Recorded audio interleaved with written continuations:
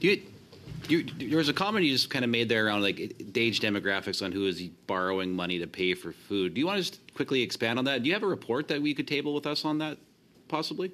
Yeah, actually, this report was made public 3 weeks ago. It's called the Canadian Food Sentiment Index. It goes over many different things. We assess values, beliefs, behavior, and debt as well.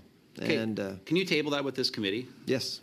It's on our website, so we can send it to you. Yes, please send it to us, because just because it's on the website doesn't mean it'll get into the. So if you can just table it with the committee, I'd appreciate that, because I think it provides some valuable insight. Yeah.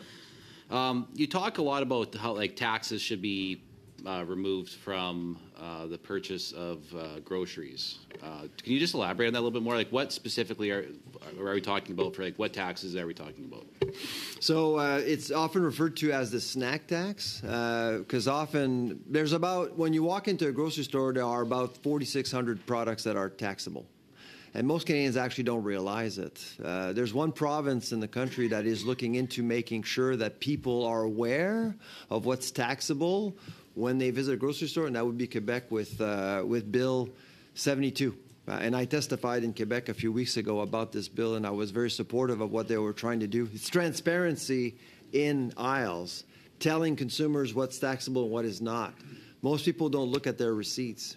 The biggest issue with taxation, as far as I'm concerned, with CRA rules, is that there is an increasing number of products that are now taxable that weren't before. Granola bars is a good example. If you have 6 bars in a box, that's not taxable. 5 bars becomes taxable.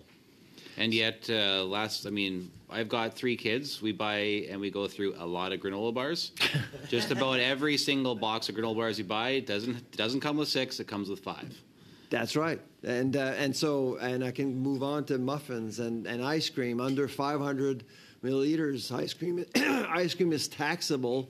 Over 500 mil, it's not taxable. And a lot of people just don't look at their receipts. And some grocers, you need almost a PhD to understand what you've been taxed on.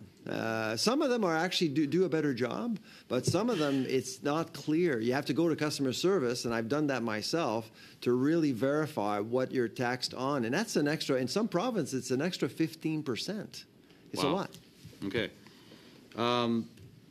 You had a report back in, I think it was 2023, on when people buy food, how do they typically pay? And there was 4 or 5 different provinces where actually credit card use was higher than debit card and cash. So that's obviously a huge problem. What's leading to people to do that? Well, essentially, it's cash flow. It's cash flow issues affecting households, essentially. And when you go to a grocery store, you tend to use whatever means you can because you need to buy food. It's a necessity of life. One of the reasons why I think this particular problem is only going to get worse is because the battleground for all grocers right now is loyalty. Because of inflation, people have now grown their portfolio of stores where they buy food now. They'll go to dollar stores. They'll go to Giant Tigers. And so grocers, the main chains, are fighting. They're trying to get people back into stores, and the best way to do that is by amplifying loyalty programs through credit. So if you use cards, you can get points, and that's why I think that that combination of loyalty and credit is going to be quite lethal for many, many consumers. When I look at food inflation, there's a few products in specific I just wanted to pick your brain about here. One of them was actually infant formula. I think you've talked about this before. I'm just wondering, can you talk a little bit about how much inflation on infant formula has been and what that would mean for a mom or a family? Yeah, so when you look at all grocery items, the one item that has increased the most in the last 2 years is olive oil. It's almost at 80%, but second is baby formula at 57%.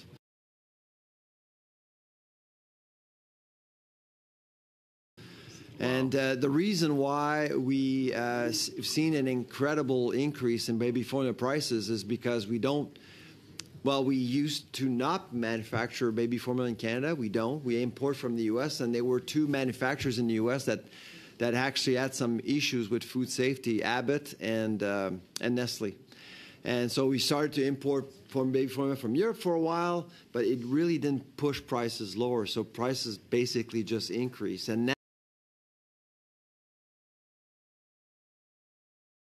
now we do have a plant in Kingston, Ontario, manufacturing baby formula. It's called Canada Royal Milk. It's owned by China.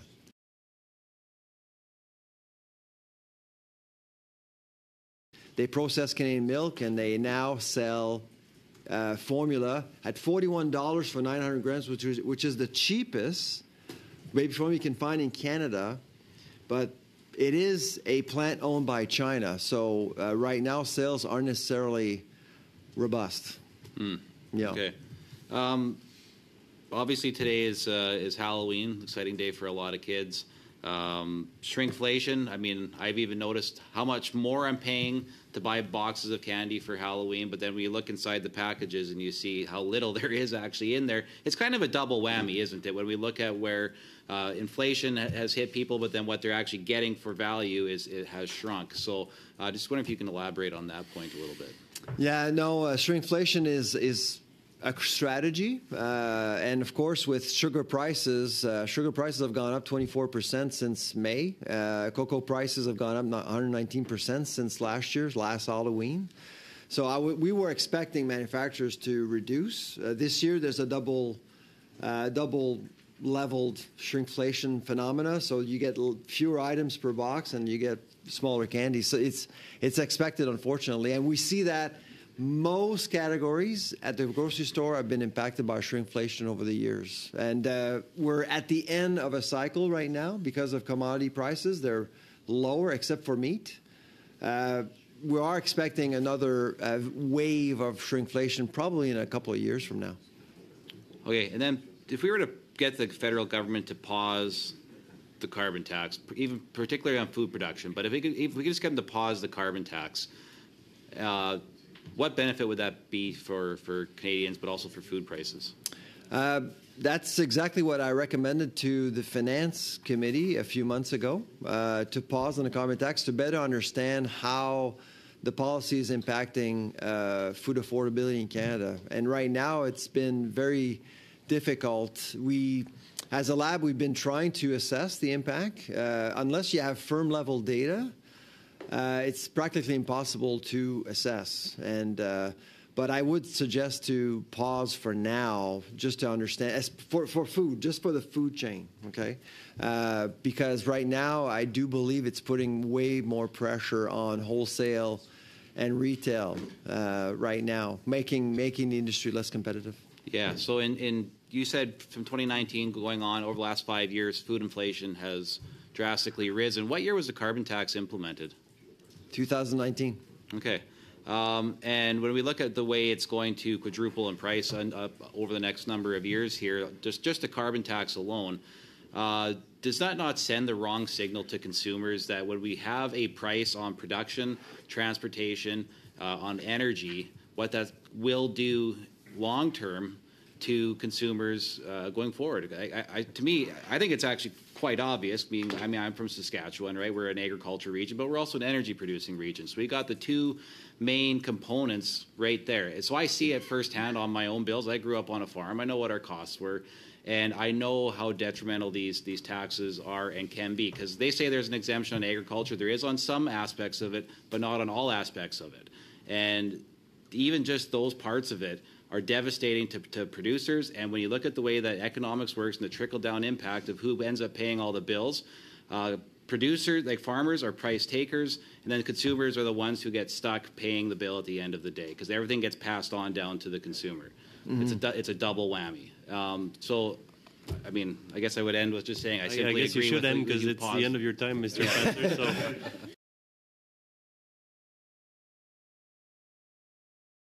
Costing at the grocery store. If you go to the grocery store, you're educating yourself in terms of the cost of living, feeding yourself and your family. If you're continuously use apps on credit often, you don't necessarily appreciate how much can you buy with the dollars you have? So if I go to figure 6, I wonder if this has changed. So one of the shocking things in figure 6 is that, and maybe not surprising to people these days with given food inflation, is that affordability is the biggest chunk of factors in making a decision. A decision on what to buy, 47.3%, and nutrition is only a little over 24% a primary reason. Has that changed in the last few years? Have we seen an increase, a flip? No, but the gap between the two has increased. Because right now, I mean, affordability is at 47%, and nutrition, which is second, it's at 24%. We've never seen such a gap. The next time our next report is in April, so we'll see exactly how things are changing in Canada. But right now, that gap is incredibly high. And so, in other words, what's going on at the retail store is that a lot of people are making nutritional compromises. They're going to the center of the store, and they're leaving the periphery of the store where the fresh products are. And then in your figure 5, which you referred to earlier, which was boring, dipping into your savings, which isn't meant to buy food or everyday essentials, and borrowing for food is higher and higher when you go to generation. It's higher with the younger generation. So the few great generation that are left is the smallest at 13%. But when you get down to Gen Z, 46% of Gen Z are taking whatever little savings or borrowing money to actually pay for food. Have you seen a gradual, maybe not so gradual change in those numbers?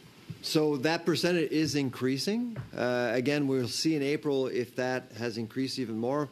But when you actually start to unpack the data that we accumulated for this particular report, you're really noticing that the younger generations aren't necessarily aware of how powerful their dollars are, how much they can buy. They don't necessarily understand exactly how inflation has impacted their buying power. And if you buy through credit, you're severely impacted. Your perception is severely impacted as a result. So what about the perception? Does perception of what's happening in food prices, there's a lot of talk out there. Does that affect people's behavior, or is it just the reality? Last year, it's a good question. Last year, we surveyed Canadians, 9,000 Canadians, asking them in the last 5 years, well, since March 2020, COVID, how much more food prices have gone up without telling them, and the average answer was 78%. Wow.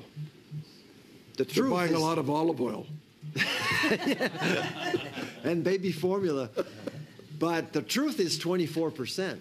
So perceptions are absolutely impacting behavior, because there's a lot of people are saying, "Oh my goodness, food prices have tripled."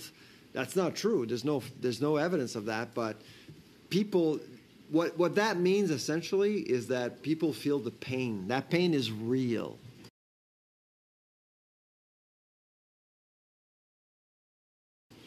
Right, absolutely. Thank you. Just a quick question, a follow-up on olive oil. One thing I've noticed at the grocery store is that now you'll see next to olive oil like a lot of canola oil and seed oils, which are arguably not as good, not as healthy as olive oil. So have you witnessed a change? Certainly there is a change if groceries put these other substitutes or other products next to olive oil. They know there's demand for it. But you were talking about shrinkflation. Have you noticed also a change in the quality of products that's offered? Like companies going for cheaper products in how they prepare the products that they're selling? Well, yes, there is some substitution happening for sure. In vegetable oil, there are many other options out there. And so when olive oil becomes too expensive, they will actually look at other options. There are other options than canola oil. But the one thing that concerns us very much is food fraud, especially with everything liquid at the grocery store. It can be adulterated very easily.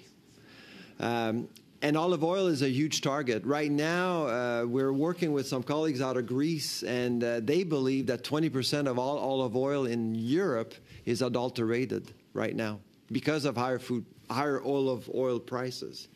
We don't know the answer here in Canada because we're not testing.